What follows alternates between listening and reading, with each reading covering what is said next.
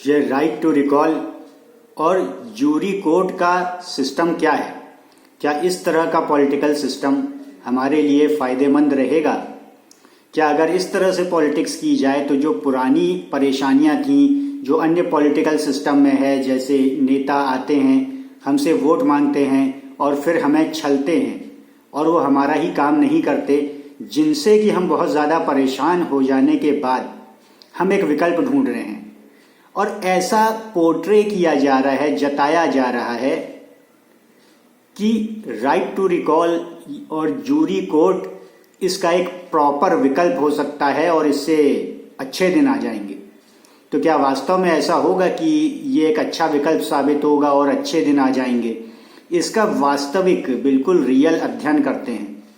बिल्कुल रियल जो political drama है, जिनके हित छुपे हुए हैं इसलिए वो उसको बोल रहे हैं, वो एक अलग बात है। तो अध्ययन हम बिल्कुल सिलसिलेवार शुरू करते हैं। सबसे पहले हम आ जाते हैं, ज़्यादा लंबा नहीं, बहुत ही शॉर्ट में और बिल्कुल 100% कवरेज।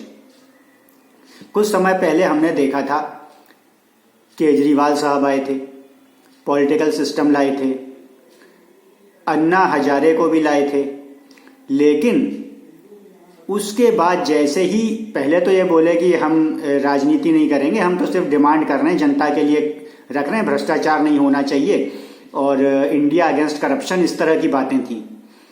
लेकिन बाद में अचानक राजनीति में कूद पड़े तो देखा कि पहले ही लोगों को समझ जाना चाहिए था कि धोखा हो चुका है, लेकिन मूर्ख भक्त कहाँ समझेंगे, नहीं समझे।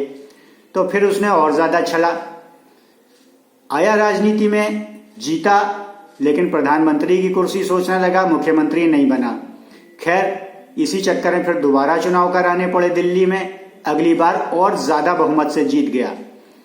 मूर्ख भक्तों की मूर्खता और कुछ भी नहीं। उसको तो सब लाभ ही लाभ हुआ, भक्तों को कुछ नहीं मिला। तो उसने भी ऐसे बड़े बड़े वादे किए थे कि ये होगा, वो होगा, ऐसे होगा, वैसे होगा, अपना ड्रामा इधर उधर घुमा फिरा के लोगों को समझाया। लोकपाल बिल की बात की कि जन लोकपाल होना चाहिए। कई राज्यों में ऑलरेडी लोकपाल हैं, केंद्र में भी लोकपाल चाहिए। पहले उस मूर्ख से ये तो पूछ लेते कि जो राज्यों में लोकपाल हैं वो क्या कर पा रहे हैं, क्या भ्रष्टाचार उन राज्यों में खत्म हो गया है। फिर केंद्र तो फिर बहुत बड़ी बात है, क्या वहां कैसे खत्म हो जाएगा। तो इतनी सी बात, इतनी छोटी सी बात भक्तों की मोटी बुद्धि में नहीं आई, इसलिए उनके साथ ये छल हुआ। अब फिर वही चीज अपने आप को रिपीट कर रही है। अब एक नया झुंझुना आया है। पहले हरे रंग का झुंझुना था, अब लाल रंग का झुंझुना है। बस झुंझुना ही है, वैसा ही है, सिर्फ रंग बदल गया है। कैसे? बिल्कुल क्लियर समझ लें। राइट टू रिकॉल में यह कहा जा रहा है कि एक बार सांसद चुनाव जीता या विधायक चुनाव जीता, उसको हम रिकॉल कर लेंगे, वापस बुला लेंगे। अब यह है कि वापस बुलाने के लिए क्या आप बार बार चुनाव कराओगे और खर्चा कितना आएगा? ऐसा पॉसिबल नहीं है। अगर आप इतना खर्चा करोगे, चुनाव में जितना खर्चा होता है, आपके देश का भट्टा वैसे ही डूब जाएगा, क्योंकि पहले ही आप कोई स्कोप नहीं छोड़ते। पहले ही जो भी पैसा टैक्स के जरिए जनता का पैसा सरकारों के पास जाता है, वो पहले ही घोटाले करके खा जाते हैं। राजीव गांधी ने कहा था हम 1 रुपया भेजते हैं तो 15 पैसा पहुंचता है। अब 15 उसने खुद एक्सेप्ट किया था, जो कि खुद सरकार में बैठा है, अपनी गलती में एक्सेप्ट कर रहा है कि 15 ही पहुंचता है। जब 15 पहुंचता है मतलब 85 हम खा जाते हैं, नेता बाबू मिलके।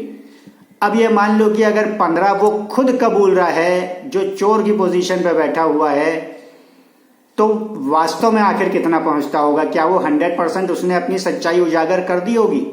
अगर वो 15% कबूल रहा है तो 0.15% हद से हद पहुंचता होगा जनता के पास, बाकी बाबू और नेता खा जाते हैं। जहां पे ऐसी स्थिति है वहां पे ये सोच लेना कि राइट टू रिकॉल आएगा और इंडिविजुअल कैंडिडेट्स को लड़ाएंगे। इंडिविजुअल कैंडिडेट्स फिर एक हो ना हो, आप कैसे बांध लोगे? तो कहने का मतलब यह है, इधर घुमाना, हम कुछ नहीं लेंगे, हम बंगला नहीं लेंगे, गाड़ी नहीं लेंगे, बाद में सब लीकेज दीन ने। वही यहां पे भी होने वाला है, क्योंकि पॉसिबल ही नहीं है, क्योंकि सरकार तो बहुमत से बनती है ना। वो भले ही कहते अरे उस समय एक हो जाएंगे, उसके बाद बाकी मतलब नहीं, इंडिपेंडेंट है। वो कहने की बात है, वो पार्टी बनेगी, एक मत ही होंगे, क्योंकि एक मत होंगे नहीं तो भिन्न होकर रह नहीं सकते। एक एक चीज में फिर आप किसी को उठा नहीं सकते। पार्टी सिस्टम तो अब ये मस्ट हो गया है। या तो पूरी तरह से सिस्टम ही बदले। तो सिस्टम यही रहे, चुनाव ऐसे ही हो, नेतागिरी ऐसे ही रहे, सारी गंदगी तो वहीं की वहीं रहे। अन्ना हजारे ने साफ कह दिया था, मैं गंदी राजनीति में नहीं आना चाहता, वो नहीं आया। तो अगर कोई व्यक्ति शरीफ है वो सीधी बात करेगा कि मैं गंदी राजनीति में नहीं आना चाहता। वो ये नहीं कहेगा कि ऐसे रिकॉल कर लेंगे, ऐसे जूरी कोर्ट रखेंगे, जूरी में आपके एरिया के जज हो जाएंगे, किसी को भी गणमान्य व्यक्ति को। वो जो जज के लिए कॉम्पिटेंट है नहीं, आपके एरिया के जरूर हैं। जब जज में आपको भरोसा अगर नहीं रहा, आप उसकी सोच रहे हो भाई, तभी तो सोच रहे हो ना कि जज पे आपको भरोसा नहीं है। तो जज पे आपको भरोसा नहीं है जो इतना क्वालिफाइड है, एग्जाम दे के आता है, छन के आता है, आप रैंडमली सिर्फ अपने भाई भतीजावाद में फिर उसी नेपोटिज्म की गंदी राजनीति में पड़ रहे हो, क्या वो आपका भला सोचेगा? अभी एक न्यूज में मैं खबर देख रहा था कि एक विधवा को मार दिया गया, यादव विधवा को। कौन दोषी है? मुलायम सिंह यादव को वोट दिया था ना उन्होंने, यादववाद दिखाया था। आज कितने यादव परेशान हैं, फिर कह रहे हैं कि जो है हमारे साथ अत्याचार हो रहा है, दूसरे मजहब को बोलते हैं। भाई उसके साथ गठबंधन तो किया तो मुलायम सिंह यादव ने था, और उसके बेटे अखिलेश यादव ने, डिम्पल यादव अभी जीत के आई हैं, बहुत हाहाकार मच रहा है। तो इसी गंदी राजनीति में, जातिवाद में फंस गए।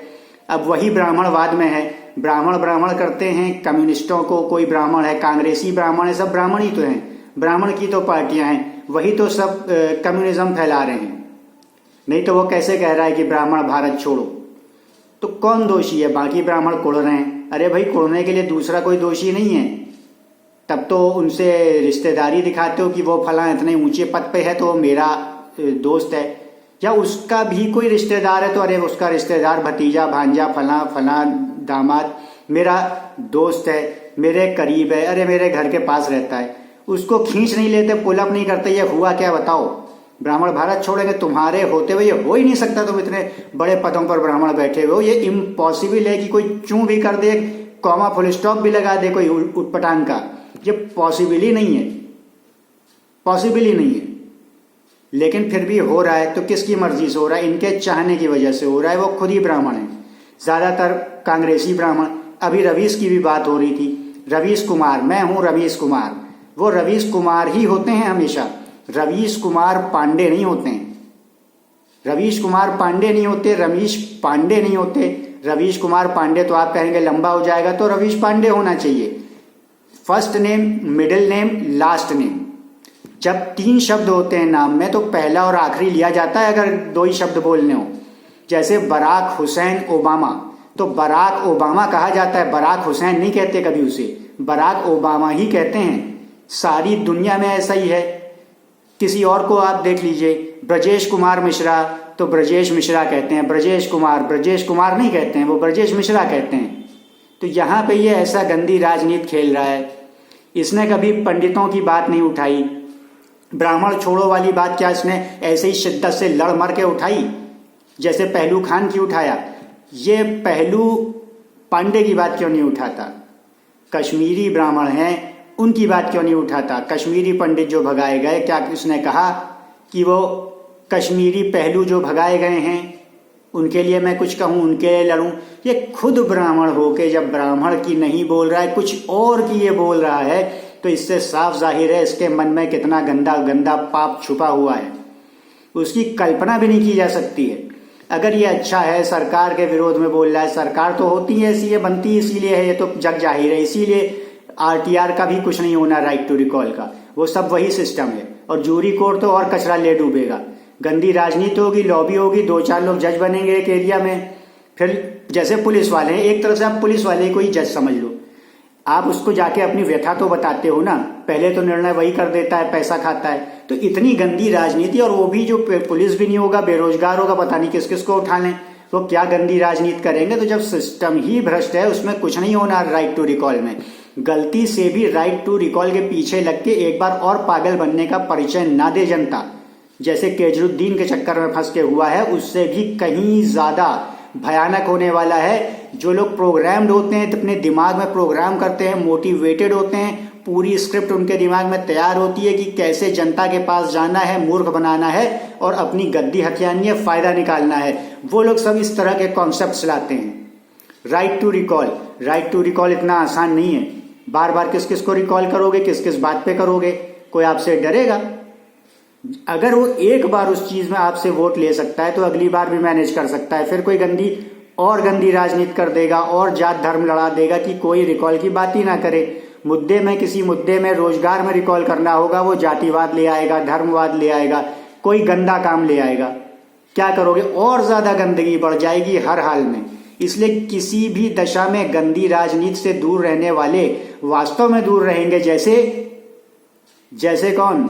अन्ना हजारे। और जो कूद पड़ेंगे इसमें, इधर उधर घुमा के बहाने मतलब आखिरी में ये होगा वो कूद ही पड़ेंगे, जैसे अरविंद केजरीवाल। तो बस से समझ लें कि ये वास्तविकता इन सब चीजों की क्या है।